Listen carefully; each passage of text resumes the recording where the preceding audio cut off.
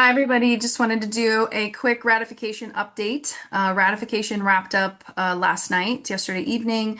The contract has ratified, so it is officially in effect. Thank you for everyone who are able to vote. I know, it's a lot of actions that we've done over the last few years, so it's another thing, but appreciate that. The next step is for the black line contract to come out. So that's the copy of the contract where they take the old version and then they go through and they make all the different changes in it, but they're tracked. You can see them all. They'll all be bolded and underlined and highlighted so that you can really see what changed. So that's the next step. That black line will come out. The bargaining teams will review it, make sure everything is accurate. And then that usually takes a couple weeks. And then the final contract will come out some point after that. Once the black line is out, though, we will share that with everybody so that you can see all of those edits and have a copy of that while the final contract is being finalized. That can take a little bit longer than the black line. So we like to get that copy out to everybody right away.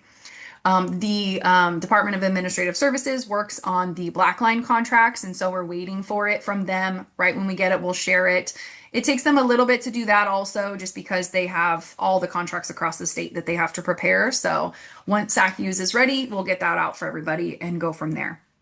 We are also preparing a couple of different things. One is we reached out to management yesterday to get a training going on the reimbursement process to make sure everybody gets a thorough training on that. And then we also always do a contract training for all the stewards and all the managers and all the board members. So everybody will be trained on the contract at the same time. So that'll come up in the following weeks also. So more to come when that comes out. I also wanted to touch base about one other thing that happened last week. We've just gotten a lot of people reaching out about it. So I just wanted to acknowledge it here, just since I was already going to be putting this information about the ratification out.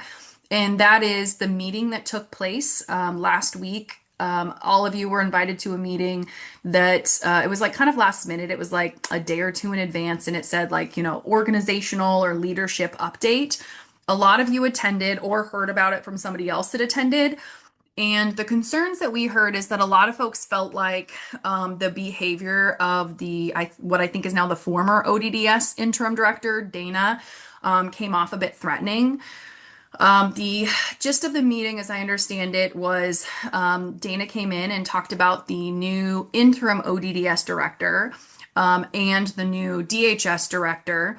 And at the same time, talked about how she was transitioning over to another role within DHS, but made a point very noticeably to make comments about how she would be still very heavily involved in directing the redesign work at SACU, along with the recruitment for the permanent ODDS director role, and then still providing support to them.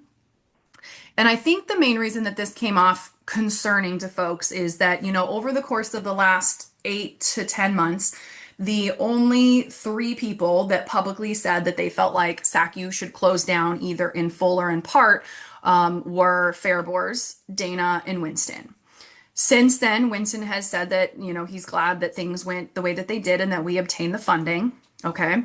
And then Fairbors is leaving. So that leaves Dana. And so folks were really concerned by some of the comments that she made. Her efforts over the last 6 months or so were to close at least 50% of SACU down. And that wasn't successful. And now it kind of, the message felt like she had a vendetta against SACU to a lot of people. So I just wanted to acknowledge that fear that folks had after watching that behavior. I saw some of it as well, and I would agree it was inappropriate how she said some of that stuff. And we will be bringing that up in the future.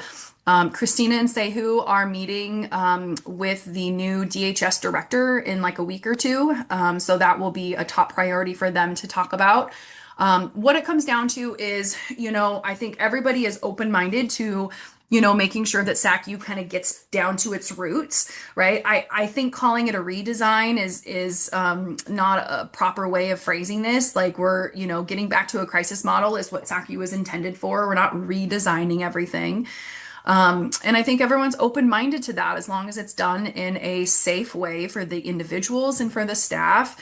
But we also have to trust it, right? We have to trust that anybody who's working towards that has good intentions of keeping SACU whole and successful in the model that it's intended to be.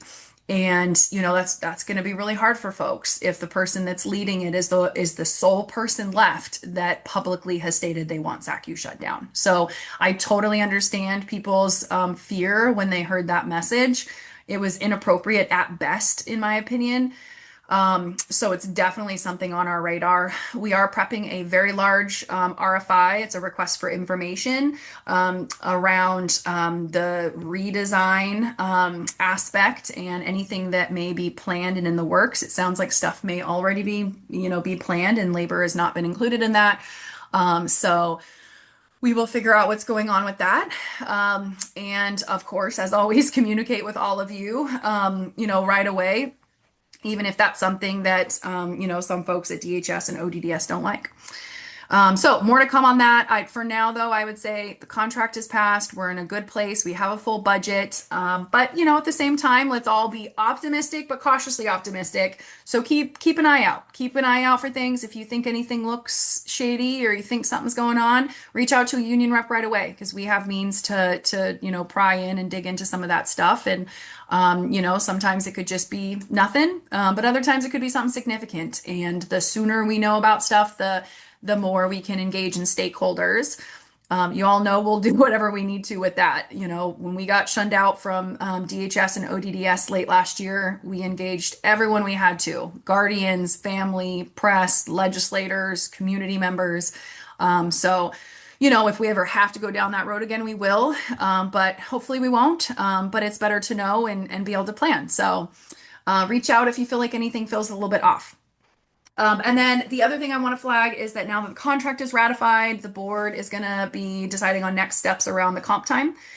We needed that language to pass and the new language to go into effect before we could do kind of our next step. So more will come on that. I don't want to put too much out yet, just because I know these videos can kind of leak sometimes. So want to get our actions going first, and then we'll come back and let folks know kind of where we're at.